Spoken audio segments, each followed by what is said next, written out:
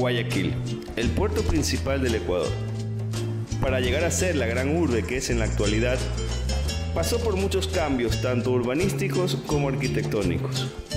Todo esto a partir del gran incendio. El gran incendio se inicia el 5 de octubre de 1896 en la esquina de Malecón y Aguirre. Dada la dirección de los vientos, el incendio se propaga hacia el norte. En el mes de octubre, que es un mes tradicionalmente muy ventoso, además prendió en el espacio que había sido el barrio del Puente, que era un espacio que no se había incorporado a la estructura urbana de Guayaquil con una cuadrícula regular y calles regulares, sino que había crecido de una manera bastante irregular y espontánea, con callejones muy estrechos. Entonces eso hizo que fácilmente el fuego se propagara de una casa a la otra.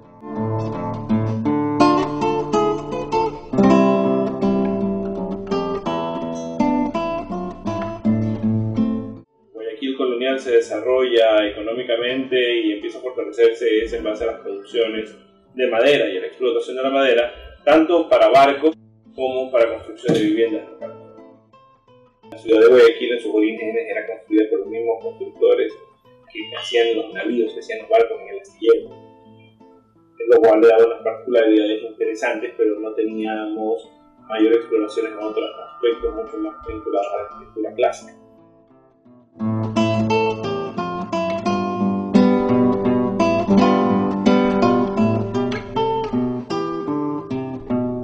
Eso marcó realmente fuertemente a la arquitectura. Imagínense, prácticamente la mitad de la ciudad de Guayaquil destruida por el incendio, y eso hizo que la gente se reúna, vea qué es lo que van a hacer con la ciudad de Guayaquil y comenzaron a emprender en un proyecto nuevo. Lo que pasó después del incendio de 1896 es que se rompió la red, rompió este vínculo con la madera. Aparece en escena el hormigón.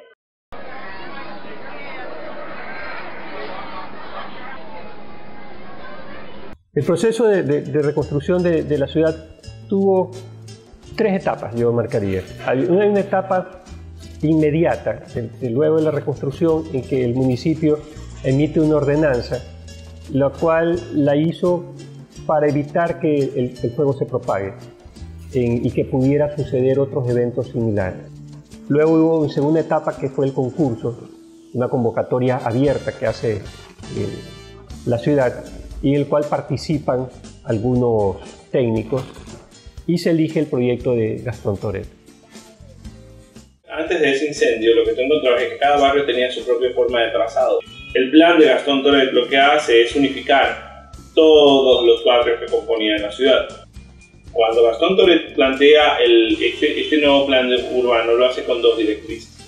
Tratar de unificar lo más que se puedan a los barrios circundantes a la ciudad nueva, y tratar también de ser lo más ecuánime en el momento de que el replanteo de las calles afecte lo menos posible a las personas que puedan verse perjudicadas por expropiaciones en sus terrenos. Guayaquil sigue el trazado que se llama de la Ley de Indias, que es una cuadrícula, una trama, un modelo que se origina desde España, que usualmente pues lo tradicional es que gira alrededor de una plaza central, pero que en el caso de Guayaquil lo que queda es la cuadrícula de la manzana de 86 por 86, que se va extendiendo desde el Malecón hacia los tres puntos cardinales, norte, sur y el oeste. Entonces, si tú sumas este nuevo trazado urbano, mucho más integrador, que en cierta forma elimina un poco la personalidad de los barrios circundantes, y implementas lo que tú ves, el uso del hormigón en vez de la madera, ya tienes un escenario para que el fuego ya no sea un factor relevante.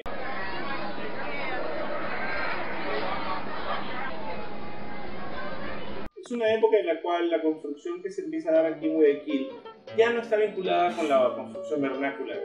Ya no es esta casa de madera de patio interior, hecha de tal manera que el aire y el viento pueden todavía circular a través de ella. Ya se empieza a hacer una construcción de una casa en base a una imagen europeísta.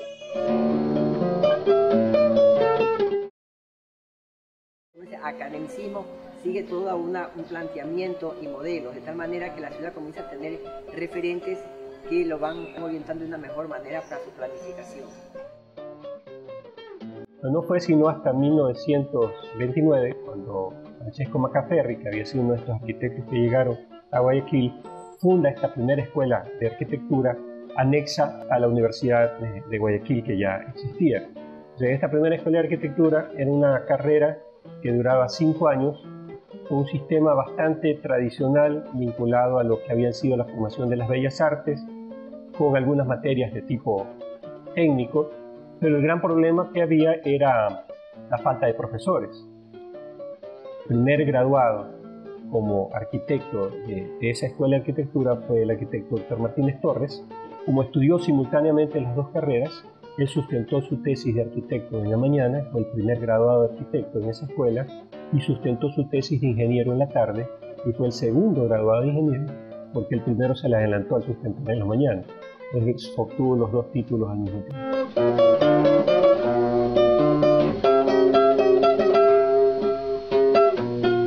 El primer edificio que se conserva en Guayaquil dentro de esos códigos, que algo todavía se identifica en esos códigos, es el Mercado Central.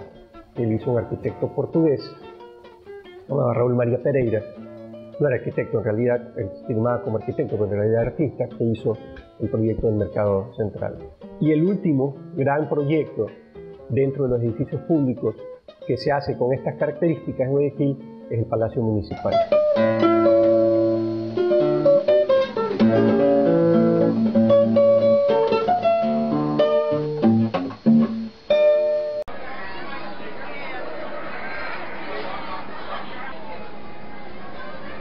Es un cambio de tendencias, y era un cambio de tendencias que iba a pasar tarde o temprano.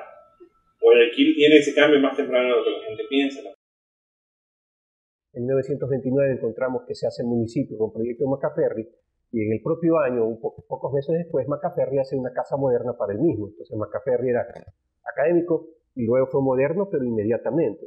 Pero fue consecuencia, en otras cosas, de esta crisis y un poco también la apertura hacia las vanguardias en la arquitectura. Y se empieza a hacer una arquitectura en la que se buscan otros referentes, y esos arquitectos asimismo se consideraban modernos o se consideraban anticlásicos.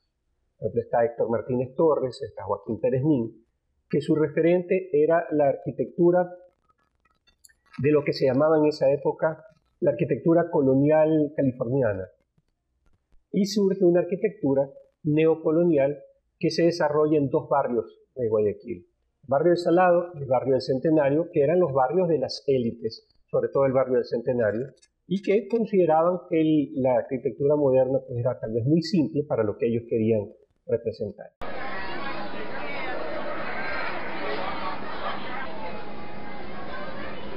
Y fines de 1940 ya entra con fuerza la arquitectura moderna, nuevamente en edificios públicos.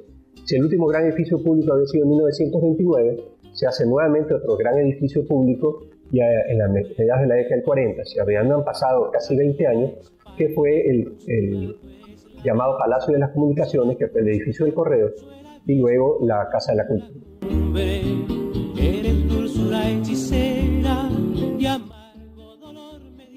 El moderno es un término que prácticamente se lo malentiende, que se cree que moderno es la arquitectura, pues la que tenemos ahora, que es la contemporánea, pero la moderna en Guayaquil comienza en los años 50, 70 como un movimiento posterior al movimiento pues neoclásico, una arquitectura mucho más simple, más sencilla, de líneas simples, con predominio de curvas, las esquinas se las evita y se hace redondeado, y es una arquitectura que se la llama moderna porque se simplifica totalmente a esta anterior, que era una arquitectura muy clásica, muy rebuscada, ¿no?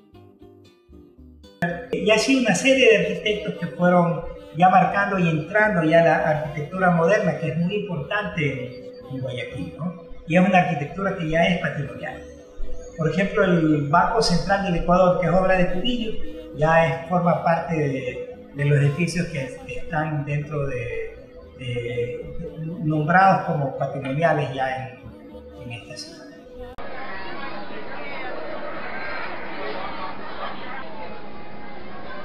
Guayaquil actualmente está creciendo al impulso de los promotores inmobiliarios con sus ofertas de viviendas a través de Ciudadela y urbanizaciones vía San Borondón, vía Daule, vía La Costa. Son prácticamente crecimientos lineales a través de los ejes viales que van para estos sentidos, por un lado. Por otro lado, crece también al impulso de las ocupaciones espontáneas, que actualmente la más fuerte es la del noroeste, que llega hasta Monte Sinaí.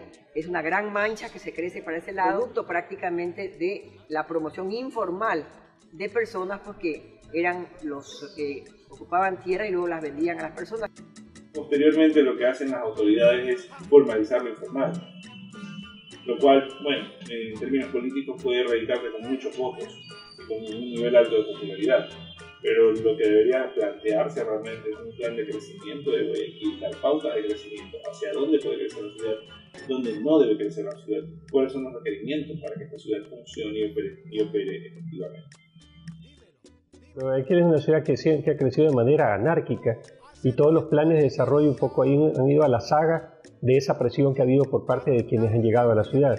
O sea, no es que los planes de desarrollo han indicado hacia dónde va el crecimiento, sino que el crecimiento es el que ha ido determinando cómo esos planes de desarrollo se tengan que ir adaptando a lo que ya por imposición de los que han llegado a la ciudad se ha ido haciendo, ¿no? El problema también de Guayaquil es hacia dónde pueda crecer, dado que su ubicación geográfica al pie del río hace que sea imposible su crecimiento hacia el este, tiene que crecer hacia los otros puntos cardinales, pero los otros puntos cardinales, Guayaquil está rodeada por algunos accidentes geográficos que la hacen complicada, sobre todo los pantanos o el manglar. Si vemos ahora Guayaquil, ¿hacia dónde puede crecer? Si no crece hacia vía San Borondón, vía Daule, vía La Costa, ya no tiene dónde más crecer. Entonces tendrá que hacerse un planteamiento urbano que privilegie ese crecimiento, pero de una forma ordenada, y pensarse que ya, inclusive ya la ley empieza a reconocerlo, que ya los límites urbanos de Guayaquil van más allá de lo que dice la propia reglamentación local o regional y que está abarcando otras jurisdicciones u otros cantones.